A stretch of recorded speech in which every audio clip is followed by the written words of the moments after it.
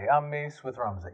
Today I'm going to show you a short video on how to take an RSLogix 500 project and convert it into an RSLogix 5000 project or Studio 5000 Logix Designer. I have an SLC 500 product over here. It's running the simple binary counter, and I'm going to import that project into the RSLogix 5000 software. Okay, so I talked about an SLC 500 project. As you can see here, this is just a SLC 505 controlling some local I/O. What we're going to do soon is have this control the I/O instead. So first, let's look at the project that's in the computer and go from there.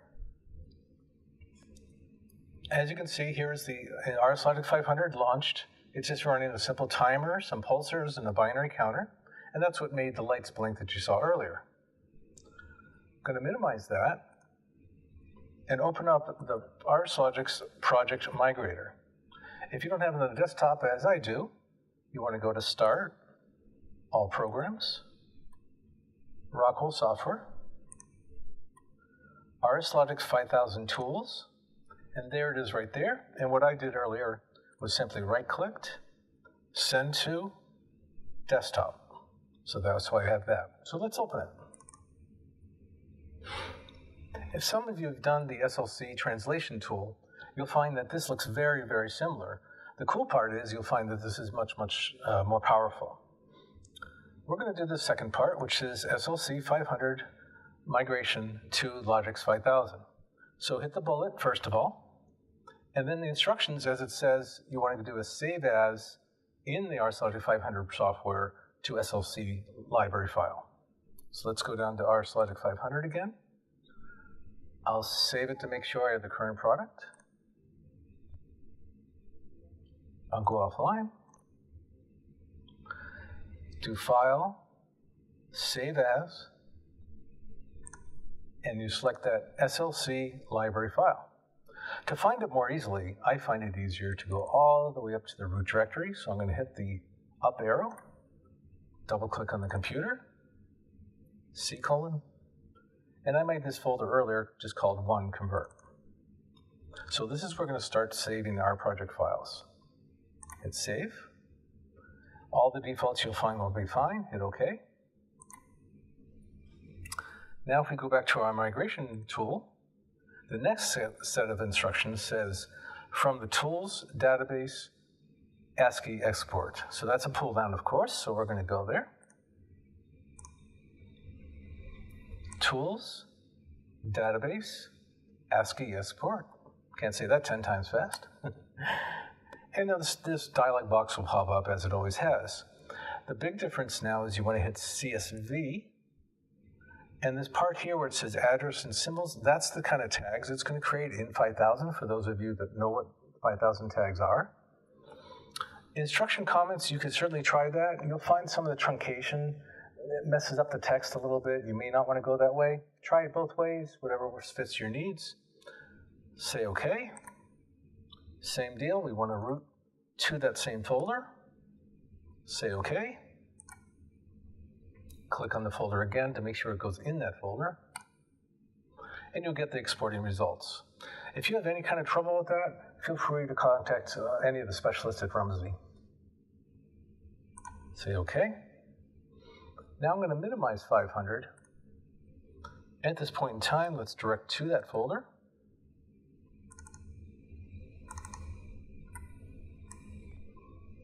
And this you can see where we are so far. These earlier files, the SLC export, and then these other files accompany them, and then we just made the CSV file. So now we just simply have to point to the migrator to that and do some selections. So we'll hit Browse. I'll select the SLC 500 project on the C iConvert, same folder as this.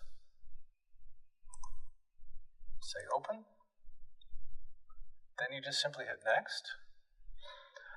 I'm about to hit Migrate, but I just want to point out real quick that the Create Alias Tags is already selected there, and you'll find what that will do is create any of the B3s and 7s, all those addresses into tag names for you if they don't already have tag names to begin with. So that's usually default is the check, and usually you'd want to go forward with that. You hit migrate. You should see a successful message. You hit next again. And if you notice at the very beginning here, it's about to save an L5K file. For those of you who used RSLogix 5000 before and migrated or actually gone down a level from version, let's say 27 to 24, you'll find that the L5K file is kind of familiar to you. Doesn't matter either way at the step, the migrator will do all the work for you. The next part is the controller type. You don't have to select the controller right now, but if you want to, feel free, because you'll find later you actually get more deterministic on selecting that. And even the versions. If you notice, mine only says version 21 through 27. I'm actually going to end up making this a version 20, but because we're navigating through with an L5K file, we'll find that we can still save it back in that lower version because we haven't made the ACD file yet. That all doesn't make sense, don't worry about it. You'll follow through and you'll be able to get toward the same results as I will. I'm just going to leave it on 26, 27, doesn't matter. Hit next. But this is important. The top part is what we're going to demonstrate today, and that's basically where you do not have to rewire any of the I/O. We're going to just simply pull the controller out, have a communication module in place of it, and it's a very, very quick change that you'll see. The bottom section would be if you wanted to rip out all the old hardware and rewire every single point. In a lot of cases, people don't want to, so that's why the beginning default is to keep the existing I/O. Hit finish the migration. Now we say launch 5000 and hesitate. While this is launching, it's basically taking that L5K file and creating the beginning steps to make an ACD file. Until you actually tell it to save, it will not be an ACD file yet. And because it's in that intermediate stage, that's when you can change the version. So once this is up, you'll be able to see that even though we started at version 26 or even 27, it doesn't matter. I'll be able to downrev it to version 20. And that is selected right there. In our case, though, we are going to go to version 30 because that's what I've already preloaded into the controller. I'm just going to hit 30 here. I'll navigate to the same folder, convert. As you can see now, I'm going to save it as an ACD file. And as the border says, save imported project as, it's going to save it as an ACD file.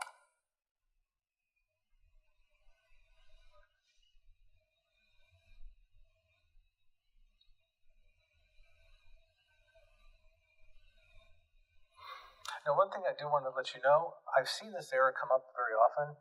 It's nothing to be concerned about, because as soon as I hit OK, you'll see how it did the migration for you.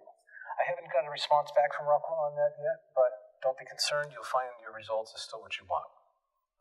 I'm going to hit finish in the background. I'm going to expand so you can see it better. Let's take a look. First, the main program.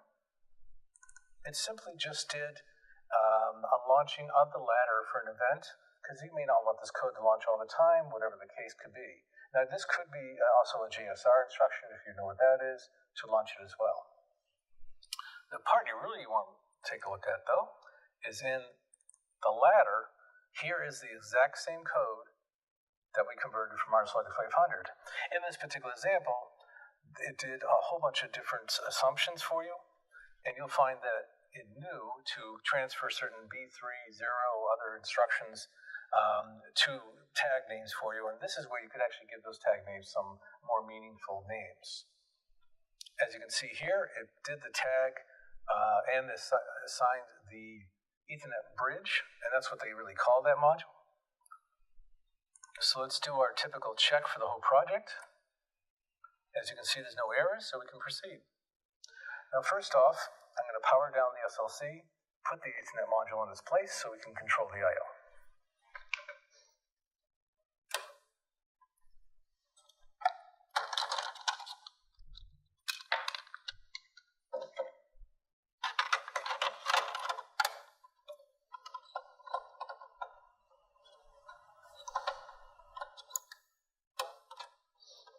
As with any Ethernet module, in most of the Allen Belly family, when you first initially power up out of the box, you have to assign the IP address. So earlier, I did this, and it should be .46.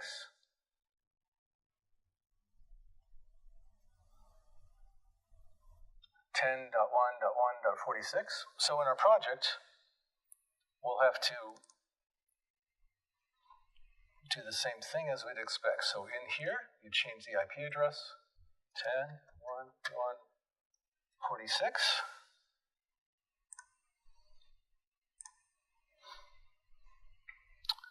And then I did notice when you go to an L1 controller, it does add local I/O modules. So just be sure that is not the case, and that's just the controller properties.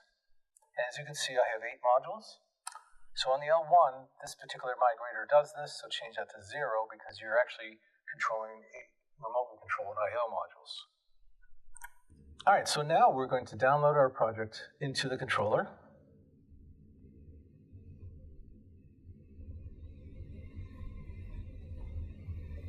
And this is just the L1 controllers, if you haven't seen these before. You can do up to 8 Ethernet modules. So conceivably, you could do 8 different SLC racks controlled by the one controller. So the money for the controller now is saved by using the Ethernet module in place.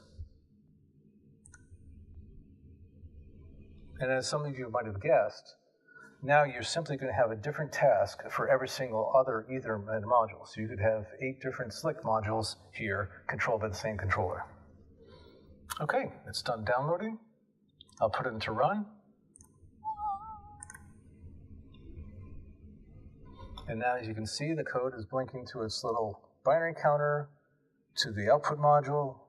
And if you look at the module itself, you can see it's running in the same fashion as it was before with the SLC controller.